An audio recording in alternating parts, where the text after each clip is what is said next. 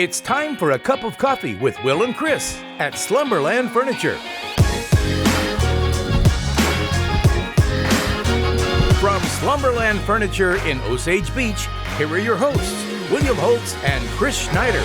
Hey, it's that time for your weekly cup of coffee right here from Slumberland at the Lake. And we got a real good one for you this week, don't we, Uncle Chris? Absolutely. A lot of big stuff to talk about, including that crazy Chimp Lady back again, right? Yeah, you know I love Tanya Haddock and Chimp Crazy. We'll tell you about that. She's been sentenced, plus latest on OSAGE Nation Casino. A lot of people say, hey, we already voted that down. How is this even possible?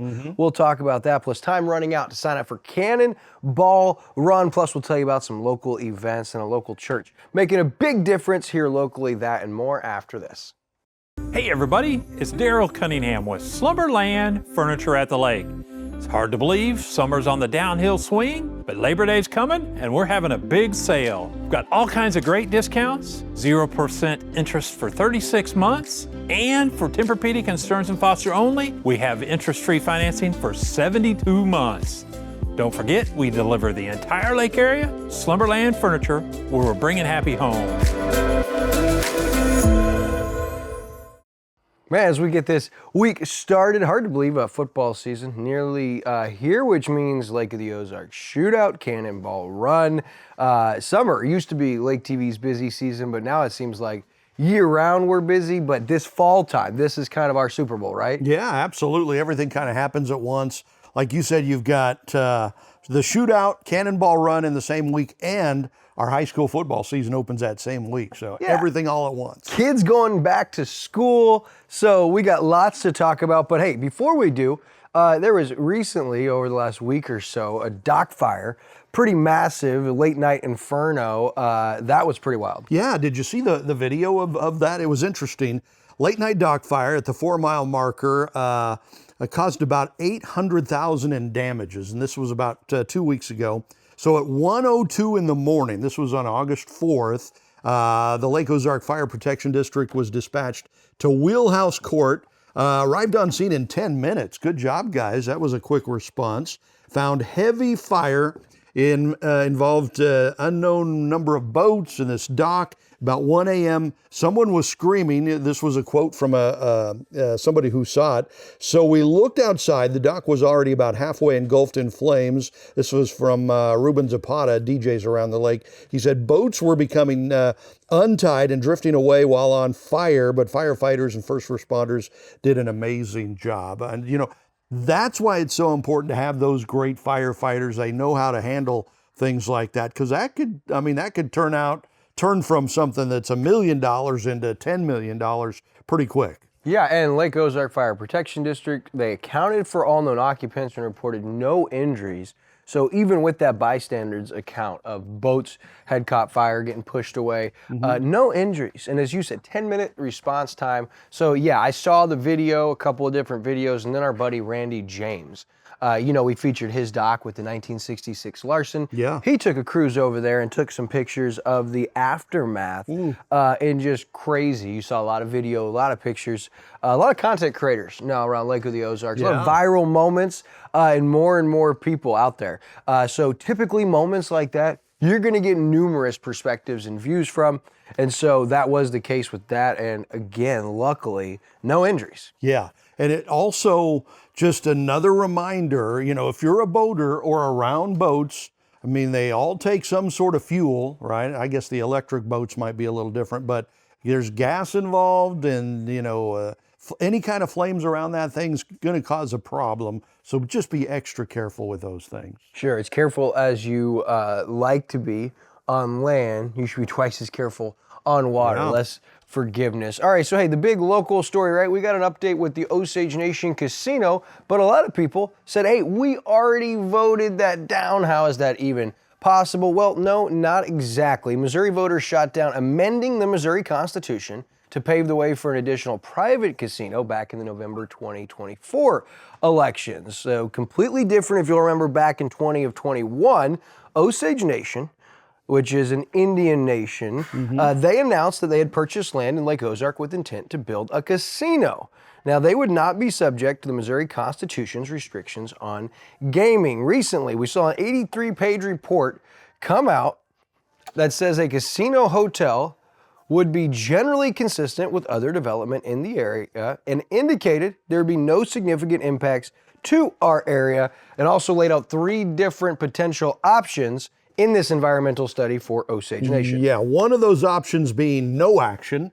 Nothing happens on the 29-acre site. The other 2 options include a full hotel and gaming facility, and the third option would be a hotel without a gaming facility. So those are kind of the 3 options they have on the board. The report details the Osage Nation's preferred plan. This is what they want. This is what they hope happens. A 40,000 square foot gaming floor with up to 750 Class II gaming devices, 150 room hotel tower, food and beverage areas, meeting rooms, fitness center and pool, and 435 parking spaces. That's what they want. Correct, and that would estimate they would create 455 permanent jobs locally. Yeah. And would generate over $100 million in annual economic output just here locally. And if everything goes well, construction, which will take about 12 to 18 months, projection-wise, could begin as early as this year. Wow. However, if Osage Nation gains all the necessary approvals, construction would begin this year. But in that approvals, they would have to meet with the U.S. Department of Interior through the Bureau of Indian Affairs to approve 2 key factors. First, they've got to place the land into a federal trust, and they'd have to be granted a 2-part determination under federal gaming law, and that determination required by the Indian Gaming Regulatory Act would confirm the casino is in the best interest of the Osage Nation and not harmful to the surrounding community. In addition, Governor Mike Kehoe would have to approve said determination. And so, if approval, Osage Nation would operate a Class II gaming license. And that's important because that's not actually like slot machines and blackjack and roulette. That's actually like video bingo, non-banked card games, probably like video poker, and under a tribal ordinance with oversight from the National Indian Gaming Commission. So there's a lot of things that are going on here and still yet to be determined. The nation is also, I thought this was interesting here, in Lake Expo's article, they did note that the nation has been working with local officials to coordinate infrastructure and public safety needs such as road improvements and emergency services. Now, I could not confirm that with Lake Ozark Mayor David Ridgely. However, I do know, and previously speaking with Mayor Ridgely, that he has been wide open to this conversation and thinks this would be a great thing if done well. And, you know, then we start talking about the PACs, the payments in lieu of taxes, which will be further down the road. But whether you like it or not, Osage Nation Casino is getting much closer to becoming a reality at Lake of the Ozarks, and seeing that's their preferred method, right? The other 2 would be no action or the hotel with no gaming facility. And Lake Expo actually put out a readers poll, and as of Tuesday morning, 68% of Lake Expo readers were in favor or support of an Osage Nation casino, with only 25% voting against, with 7% saying, yeah, we'd be for the hotel, but not the casino. And so I thought this was super interesting, and I'm really excited to continue to follow the progression of this. And you saw some renderings there, and we told you probably like 6 to 7 weeks ago, Dan Geyer's post on Lake Area Happenings had kind of done the study on Osage Nation's properties and casino projects in Oklahoma, and they had been doing incredibly well, especially in regards to financial impact to the areas they're in. Yeah, so, they were pretty much out of debt, had almost all their casinos, according to that report anyway, paid off, which is stunning when you think about it. With like a 7% surplus across the board. I mean, well, they apparently the Osage Nation business plan is very good, and they run that operation apparently very well. And so when they come in with this plan, they have the money to back it up, and they've got the people to back it up because they've done it before. And it sounds like it would be a lot like their casinos in Oklahoma. If you've ever been to one of their casinos in Oklahoma, like in Durant, or I think they've got one in Oklahoma City. Miami. Yeah. I mean, this is basically what they're talking about. Downstream would probably be something that a lot of people from Lake of the Ozarks know. However, that one has slots and table games. And so when you look at the numbers and those reports from the Oklahoma properties, it's worth noting that those are Class 3 licenses, traditional casino licenses. And so, hey, there might be a loophole. However, you heard some of that jargon, right? And oversight and work with the Bureau of Indian Affairs and Gaming Commission. And so there may be loopholes and there's still uncertainties what video slots and would be allowed with a Class 2 license. So, and when you started out, you said this is not that other casino facility. That one's still not dead either. You know, I mean, look for that with the ones they're trying to change the Missouri Constitution, add a casino on the river. That would be on the Osage River. That's Osage River Gaming. Right. Which had partnership from Valley Sports. And they're still working behind the scenes too to get that casino done, even though it didn't make it on the ballot or didn't be voted up on the ballot the last time. They'll probably get another chance. It'll come back around again. I wouldn't be surprised in 10 years if we don't have both of those casinos here at the lake. Boy, what an interesting dynamic that would be for people who remember Lake of the Ozarks in the 70s, 80s, and early 90s. So, hey, next story. It's been an ongoing issue. It's been an ongoing concern is the sewer smell through the city of Osage Beach. Yeah. And I got a lot of appreciation for the city of Osage Beach. Every week, they send out a weekly agenda in regards to the meeting that's coming up every other week when they've got one. And I always kind of skim through it, right? I look at the agenda, look at new line items, new business, and see if there's anything that stands out or might need to be questioned. And so there was one that I thought was interesting, and it had to do with a resolution and a bill. And it was a resolution of the city of Osage Beach stating facts and reasons for the necessity to transfer funds for fiscal year 2025 to cover sewer expenditures. I saw sewer, I was like, okay, that's one. Right after that, Bill 2565, an ordinance of the city of Osage Beach, amending Ordinance 2493, adopting the 2025 annual budget requesting a transfer. So it looks like they're moving money to cover something. So I asked Osage Beach, and Holly Jarvis said, a new microbial treatment program designed to reduce odor and corrosion in the sewer system was implemented at the beginning of the year. Okay. Thought this was interesting. We are unsure of what the rest of the year holds to make sure this program is successfully implemented. Therefore, a budget transfer has been requested. Makes sense. Yeah. We currently have 7 microbe totes at different stations pumping the microorganisms into the system. We also have oxygenators that help them multiply. Since starting this program, the city has seen fewer odor complaints and noticeable improvement. And they did a community update on their city Facebook page. So if you're interested in what's going on with the city of Osage Beach, I highly encourage you to connect with them on their Facebook page because it was a really great update that said between March and May of 25, Osage Beach Sewer Department rolled out a new eco-friendly sewage odor control system. As you see there, there's the pictures.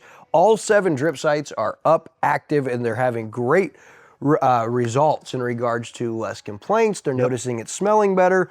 And so I thought that was cool. And so, hey, that's big news for the city of Osage Beach. Huge news, and it'll help our noses as you could always smell it when you drove over the Grand Glazed Bridge. In that area, you could smell the odor of Osage Beach sewer system. Whatever was going on there, it wasn't pleasant, right? And you've got the big theme park going in right across, the bridge from there. And I'm sure Tegetoff and the people building the theme park were like, we need to figure out that smell and get rid of that baby, right? Sure. So it looks like that's what they're doing. Well, that's neat too. I'd never heard of anything like this. This is a, different system. They're actually putting something into the water to help combat the odor and having apparently, allegedly, good results. So kudos to the city of Osage Beach. I gotta say, I saw Mayor Michael Harmison Tuesday morning, bright and early. He's on his way into the gym, looking sharp. And, I've been tough on Mayor Michael Harmison over the last couple of years, and maybe sometimes rightfully so. But I got to tell you, he's continued to move the needle forward. He hasn't shied away from answering questions. And it appears personally he's very healthy and doing great. And so that bodes well for the city of Osage Beach. And I want to give him credit where credit's due because city of Osage Beach is like rocking and rolling. Yes, they are. They're doing a lot of great things. And Harmison, when he got elected, he said, he kind of took Trump's theme of Make America Great Again. He said, make Osage Beach great again. And he has been doing that. they have, like you said, been rocking and rolling everything that's going on there. Sure, and there's been some, controversy, Sure. a few things here and there, but I love the fact that he hasn't shied away from that. Yeah. Right, that he's continued to stay the course, and now here we are, 2025, looking ahead to 2026 with big things on the horizon. All right, next local story. I love this. I don't necessarily love the outcome. It's kind of sad. We talked about her arrest, but Tanya Haddock, so a lot of you know her as Chimp Crazy, Yeah. lady from HBO series. And that was Emmy nominated. Another reason you and Michelle need to watch that. Right, I've never seen an episode of that. Still, I've never seen an episode of Ozark either. So, Yeah, well, that's a whole nother story. But listen, Tanya was sentenced Thursday to 46 months in prison, United States District Court in the Eastern District of Missouri in St. Louis after pleading guilty to 2 felony counts of perjury and 1 felony count of obstructing justice. And she was also sentenced to 3 years supervised release, which means when she gets out, she's got another 3 years that they're going to be monitoring her actions, making sure that she's not harboring another chimp. Because here's what's crazy. Last month, authorities found out that they had discovered another chimpanzee concealed in the same basement cell where Haddock kept the famous chimp, Tonka. Now that's where all of this started, right? Yeah. In case you're not following, but the famous chimpanzee from like Tarzan and a couple of movies. She was absolutely enamored by this chimp. PETA came in, was going to take him away. The night before, she faked his death, tranquilized him, put him in a big crate, and hauled him across state lines to Sunrise Beach, Missouri. She got away with it for a couple of years, and then came the HBO docuseries Chimp Crazy, which showcased all of this. And then she was, of course, discovered. They got Tonka, and she refused to reply to court order, to PETA, to any of these things. And in the process of the U.S. Marshal's Office getting involved and arresting her through the city of Osage Beach, she had another chimp in her house. And she does not shy away from it. I heard an interview this week with her lawyer who said she is not saying she's not guilty. She knows what she did. She's saying she just didn't steal money from anybody. She didn't hurt anybody. And so she didn't feel like she needed to do prison time, but she was not shying away from the fact she knew she broke the law and she knew she was absolutely ignoring a court order. And so 46 months for Tanya Haddock, and you've seen it everywhere, right? Yeah, and in the report, it says an unnamed female chimp was found in a cage in Haddock's basement after authorities executed a search warrant on July 9th at her Sunrise Beach home. So this was just a month or so ago.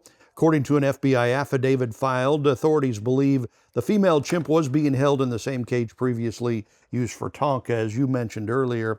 And in the position of the United States, which is bringing some of the charges against her, they say the defendant has shown no remorse for her criminal conduct. She should face a significant punishment as a result. So I think she's in a lot of trouble here, a lot of hot water. Yeah, and I feel for it, as a lawyer is probably paid to do. When I listened to that interview, he kind of painted the picture of Tanya has never been able to trust humans. She had been abused as a child, abused as an adult, and so she turned to the animals. And so her lawyer did a great job in kind of painting that picture. Interesting. You do feel sorry for her if you watch the series and kind of see, but that is her fate, and there's more to come, as you said, serious trouble. So as we move ahead, hey, one of our favorite annual local events continues to get bigger. It's the 17th Annual Sham Champagne campaign to benefit the Community Foundation of the Lake. Yeah, how about that? It's coming up again. So the event features a dinner, auctions, games, and community spirit, right? It's Saturday, September 27th, so you still got some time for this, a little over a month, at the Grove at Memory Lane Event Center. Which is an awesome venue. That's in Eldon, right? It is awesome. Yeah, I think I've been there. That was We pretty both cool have for been that there. dinner. It is awesome. So this year's theme is Poppin for a Purpose, right? Reflects the foundation's commitment to enhancing the quality of life around the Lake of the Ozarks, benefits nonprofits in Camden, Miller, and Morgan counties. All donations stay within the 3 counties. So obviously goes for a good cause. Seems like another great event here, and we got the Poppin for a Purpose. And do you see where the food's flyer coming there. from? If there wasn't enough reason, Yeah. and your wonderful painting of this upcoming event, but Mamacita's Mexican Cantina on Papa's Pizza, yeah. like 2 birds, 1 stone kind of situation, three birds when you talk about supporting the Community Foundation of the Lake. As you said, tickets just $125. Bryant auction. Rick Bryant will be there. He does the best live auction at the lake. And if you want more information, make a donation, get tickets, just go check out Community Foundation of the Lake online or on their Facebook page, one of the greatest organizations down here at the lake. All right, so something really cool, another great organization at the lake is a local church, actually, speaking of making a difference. I wanted to highlight the church at Osage Hills. Over the last couple of months or years, they have launched an annual program called O Hills on the Move, right? Where their church has identified a local, they did the parks 3 years ago, like Osage Beach City Parks. And then a couple years ago, they took it to another level and they said, let's start helping with the nonprofit. And they went in and did some renovations and help at CADV. Last year at the Helping Hands Homeless Shelter. And it's cool because they kind of challenged the congregation to make financial contributions and then be the ones that show up and facilitate that and get to kind of lead it. And it's really cool.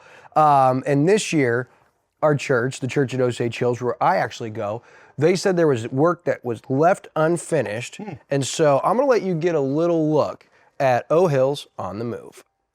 Hey, it's Mark Miller here. Hello, my name is Gideon Ryder. Hi, O Hills. My name is Elaine. My name is Darren King. Hi, my name is Jeff Kyle. What's up, O Hills? My name is Cody Gwynn. Hi, I'm Ashley Anderson. Hi, I'm Emma Nelson. Hi, I'm Jill Singh. Hi, O Hills. What made me want to serve today is just working in the community, serving local here with the church. One of the things Linda and I love about Osage Hills is just working local, being able to come out, the fellowship, working with everyone, and working for a great cause. We're excited to be here, and we just want to be the hands and feet of Jesus. We get to help someone at the homeless shelter, and we hopefully get to make it a better place for them. Just got back from our Jamaica mission trip. I think it's super important to be out here within our community. The mission trip has lit a fire within me, and it's important to be a part of our community and be the hands and feet here. I get to work along the church body, get to meet new people, jam out some music, get a little paint on myself, and sweat a little bit and have a good time. So happy to be here. And the recipients of this are so grateful, but we gain just as much from doing it, giving to them.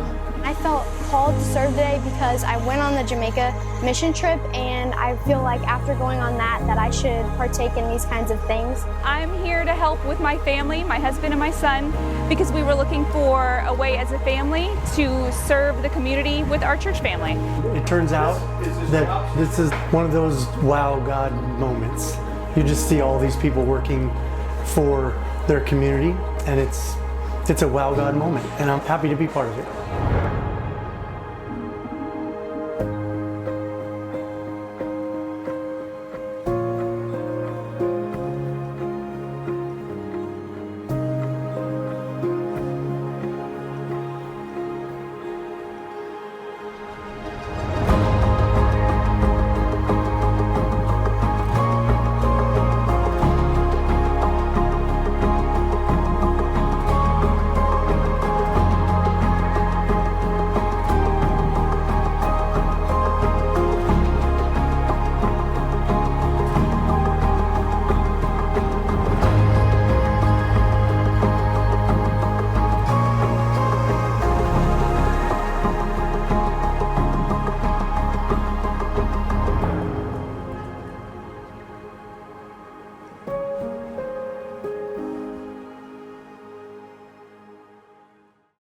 All right, so hey, this weekend is just the 1 week away. Once we get to the weekend from Lake of the Ozarks Shootout and Cannonball Run. But hey, Cannonball Run, you can start saving your receipts August 16th. So you got to make sure you get registered. And if you happen to get registered before the 16th, you're going to save $50. Don't forget, save those receipts. Every $500 you spend anywhere around Lake of the Ozarks gets you an extra poker hand to be eligible to win one of two $25,000 cash prizes. Go to CaptainRonsAtTheLake.com to find all event info. It's going to be a great weekend, and it's going to be a crazy, crazy week as we get ready for high school football. We get ready for September. You're going to be talking about Labor Day coming up, man.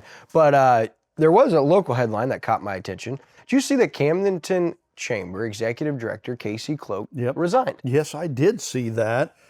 So Casey's been there for more than 4 years in Camdenton. Before that, she was at the Lake Area Chamber of Commerce over there in Lake Ozark. So she's been involved in local chambers for about a decade now. So she is leaving, stepping down effective September 12th. She will be assuming administrative and marketing responsibilities for her family's business, which is Cloak Custom Homes. So congratulations for Cloak Custom Homes, because they get a great one there. It's going to be tough for Camdenton to fill her shoes, because she was so good. Even the other local chamber directors would go to KC for advice and knowledge and wisdom a lot of times, because she's been around, and she says, I'm really proud of what we've accomplished together. So congratulations to Casey. Thank you for everything you've done for the community. Yeah, she's amazing, and good luck in your future endeavors as she's helping with the family business. And it hasn't taken her long, because I've already seen 2 billboards up for Cloak Custom Homes, and I'm like, I just saw this announcement and you got billboards up already.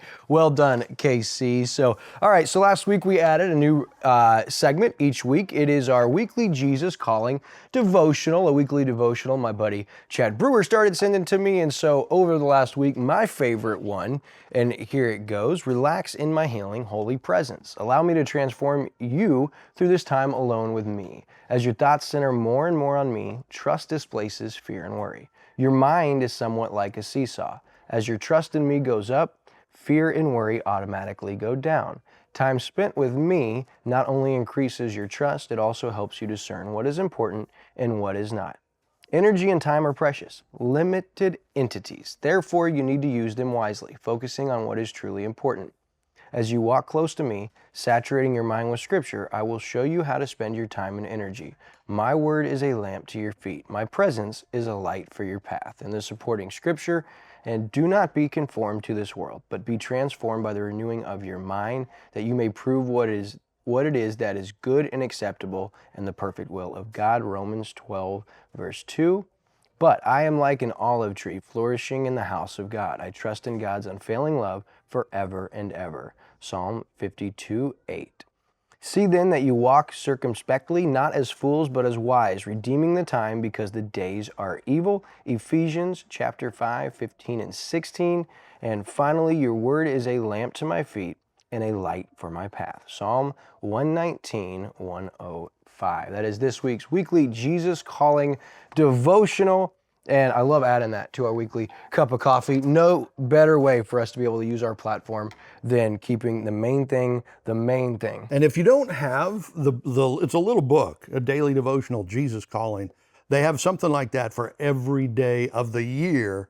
And I mean, only takes you, 5 minutes a day to read that, think about it. It really is pretty special. It's a pretty neat thing. You can download the app. It's either free or just like 99 cents, but it has a daily devotional.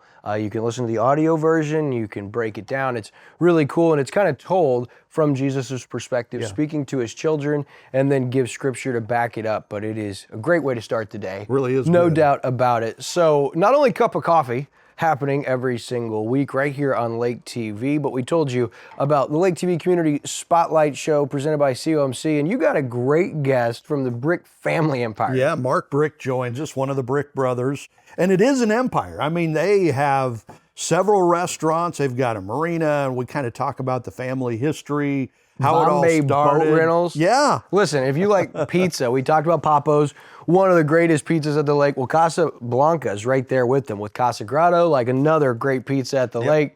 So catch Mark Brick, and listen, we've had some amazing guests over the last almost 4 years in the Lake TV's Community Spotlight Show, and you can watch all of those on demand from the Brown family. Coach Gary Pinkel, Casey Cloak has been on there. We've had pastors, elected officials. It's really a great way when Uncle Chris sits down and these people here in the Lake community, you get to kind of see them uncover the veil and tell how they got there. Yeah, so get the family histories and how they got started and all that stuff. So go watch those. You can binge watch those. You also got episode 4 of the featured doc series. That's right. Dropping Thursday. And in case you've missed episode 1 through 3, those are also on demand on all Lake TV platforms. Don't miss the August monthly market update. Jessica Bruce was with Brett Manier and crew over at Performance Boat Center. He passed her off to some of the crew, but man, we had an incredible tour over there. Got to ride a speedboat. It was way cool. And then, of course, wanted to tease Friday, August 22nd, with Lake of the Ozarks Shootout.